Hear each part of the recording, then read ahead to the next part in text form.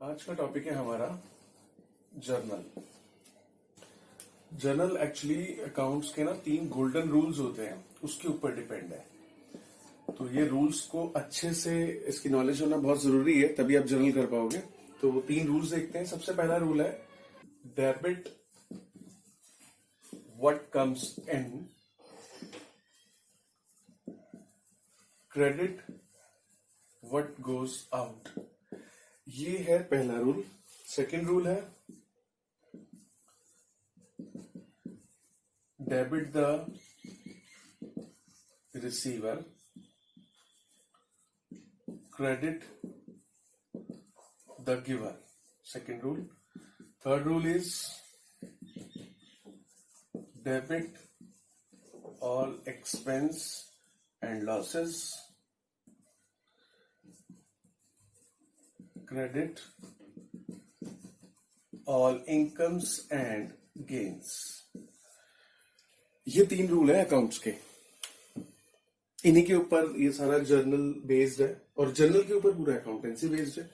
ठीक है, तो मैं एक एक करके आपको तीनों रूल्स एक्सप्लेन कर रहा हूं। देखो, पहला रूल है debit what comes in, credit what goes out. ये रूल जो है ये रियल अकाउंट्स में, रियल अकाउंट होते हैं ना, पिछली क्लास में मैंने आपको बताया था रियल यानी कि एसेट्स आप कह सकते हो। एसेट्स के केस में ये रूल चलेगा। क्या? Debit what comes in, credit what goes out. Business के अंदर जो भी आएगा, व्हाट कम्स इन जो भी बिजनेस के अंदर आएगा हम उसे डेबिट करते हैं। बिजनेस के अंदर आने का मतलब, जैसे कि मैंने फर्नीचर खरीदा तो मैं उसे देखो क्या बोलूंगा, फर्नीचर अकाउंट डेबिट। मैंने मशीन खरीदी, क्या बोलूंगा, मशीन अकाउंट डेबिट। डेबिट क्या बताया मैंने, डेबिट व्हाट कम्स इन, हमारे बिजनेस में जो भी आ रहा है डेबिट। जैसे कि अगर मेरे पास कैश आ गया तो मैं क्या बोलूंगा, कैश अकाउंट डेबिट। और दूसरा इसका एस्पेक्ट क्या है, क्रेडिट व्हाट गोज आउट, जो भी बिजनेस से आउट जाएगा उसे हम हमेशा क्रेडिट करते हैं। जैसे कि फर्नीचर पुराना हो गया, मैंने बेच दिया, मैं क्या करूंगा, फर्नीचर अकाउंट क्रेडिट, क्योंकि जा रहा है ना। अगर मैंने किसी को कैश दे दिया तो मैं क्या कहूंगा, cash account credit, cash credit हो गया। ठीक है, डेबिट व्हाट कम्स इन, जो भी आएगा वो डेबिट, जो भी जाएगा वो क्रेडिट। मैंने जैसे कि कंप्यूटर खरीदा तो कंप्यूटर अकाउंट डेबिट। ठीक है, जैसे कि अगर मैंने गुड्स बेचे, गुड्स बेचे तो क्या लिखोगे आप, गुड्स अकाउंट क्रेडिट।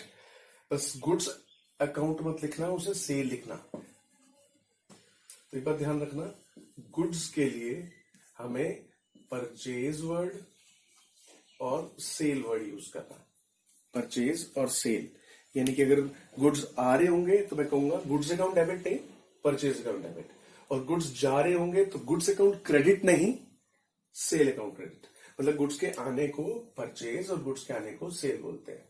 ठीक है, तो समझ में आ गया रूल। जितने भी रियल अकाउंट है, जितने भी एसेट्स हैं, उन सब के लिए ये रूल फॉलो करेंगे।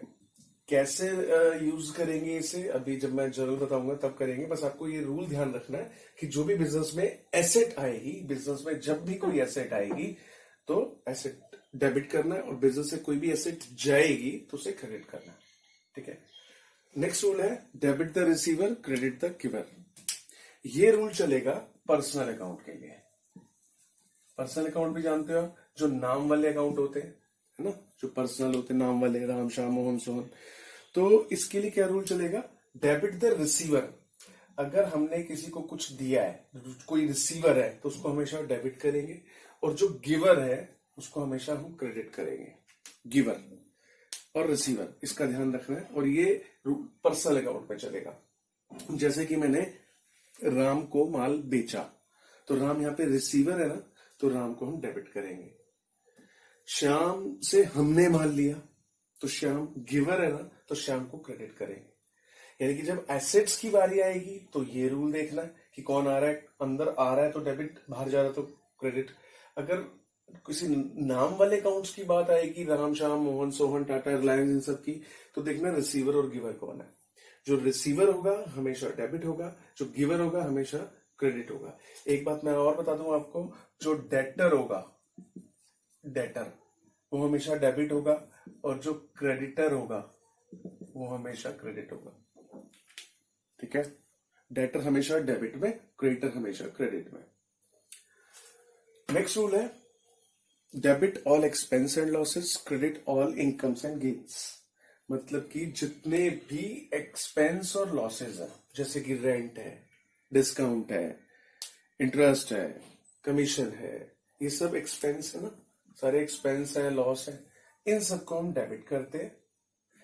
और इनकम्स एंड गेन्स के लिए को हम क्रेडिट करेंगे। जैसे कि फिर से रेंट है, क्योंकि अभी तो आपने कहा रेंट ऊपर डेबिट होगा।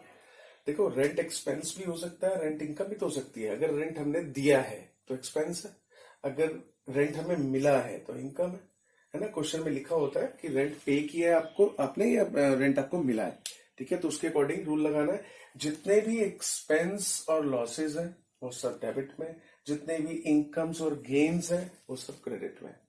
तो ये रूल किसके लिए चल रहा है?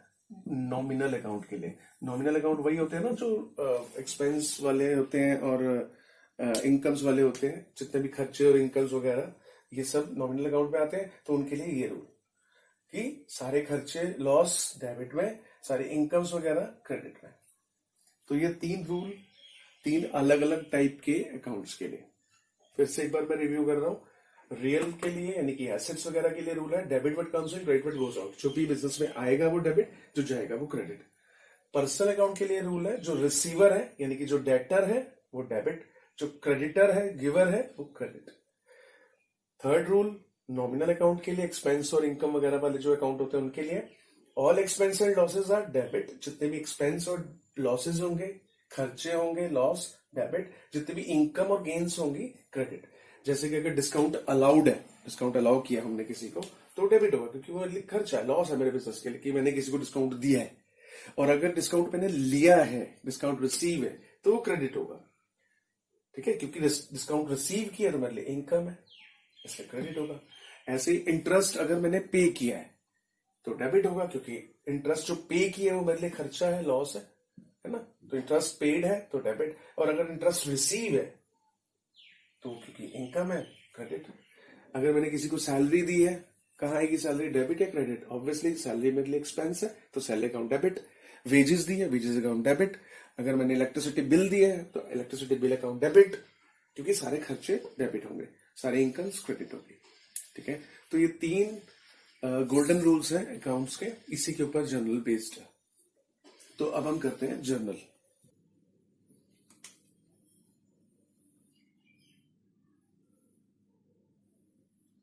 ये एक जर्नल का फॉर्मेट है, ये जो मैं बना रहा हूं ये जर्नल का फॉर्मेट है। इसमें यहां पर लिखी जाती है डेट, ठीक है। यहां पर आएगा पर्टिकुलर्स, इधर आएगा LF। LF का मतलब होता है लेजर फोलियो, लेजर फोलियो।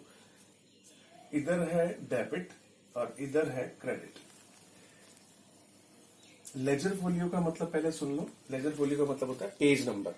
तो यहां पर आपको पेज नंबर लिखने होते हैं। अब एक्चुअली जो असली अकाउंट्स की बुक होती है ना, उसके अंदर तो मतलब पेज नंबर होते हैं, रेफरेंस के लिए पेज नंबर यहाँ लिखे जाते हैं। लेकिन जो आपकी जो आप नोटबुक यूज करोगे उसमें कोई पेज नंबर नहीं होता, इसलिए आपको इस कॉलम का कुछ नहीं करना, आपके लिए ये कॉलम खाली रहेगा, ठीक है। लेकिन जब इसका फॉर्मेट बनाओगे, इसे बनाना जरूर है, बहुत पतला सा छोटा सा बना लेना, लेकिन करना कुछ नहीं है इसमें, ठीक है।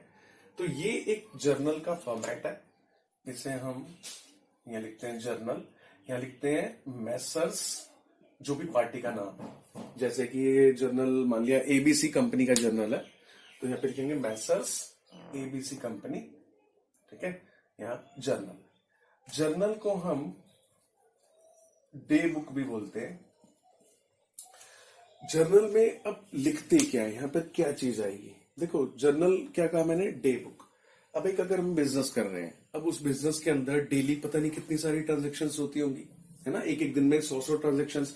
ट्रांजेक्शन का मतलब लेन देन, यानी कि कस्टमर आया, हमने उसको माल बेचा, चला गया, एक और कस्टमर आ गया, उसको माल बेचा, मान लिया बिजली का बिल पे किया, किसी ने सैलरी मांगी, उसको सैलरी दी, हमने चाय मंगाई, चाय के पैसे दिए, और मान लिया कोई रिक्शे वाला आया, माल देकर गया, रिक्शे वाले के पैसे दिए, फिर उसने माल खरीदा, उसको पैसे दिए, है ना, फिर हमारा कोई क्रेडिटर लोन वाला आ गया, उसको इंस्टॉलमेंट दी।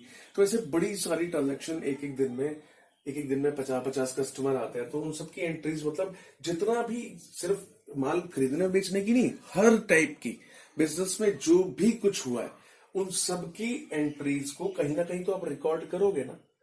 तो सबसे पहले जहां उसे रिकॉर्ड किया जाता है उसे कहते हैं जर्नल। इसको डे बुक इसीलिए बोला है कि डेली की जो भी ट्रांजेक्शन है हमारी, वो सब हम इसमें रिकॉर्ड करते हैं। डेट डालेंगे कि किस दिन क्या हुआ, कितने रुपए का हुआ, तो इस तरह से उसको हम रिकॉर्ड करते जाएंगे। तो रिकॉर्ड करने का एक तरीका है, तो वो तरीका क्या होता है अभी मैं आपको बताऊंगा। तो इस समझ में आ गया, जहां डेट आ जाएगी कि किस दिन एंट्री, मतलब किस दिन हुआ है, क्या एंट्री हुई है, ये अलग आपको छोड़ना है, और यहाँ अमाउंट आता है कि कितने अमाउंट की एंट्रीज हुई है। ठीक है।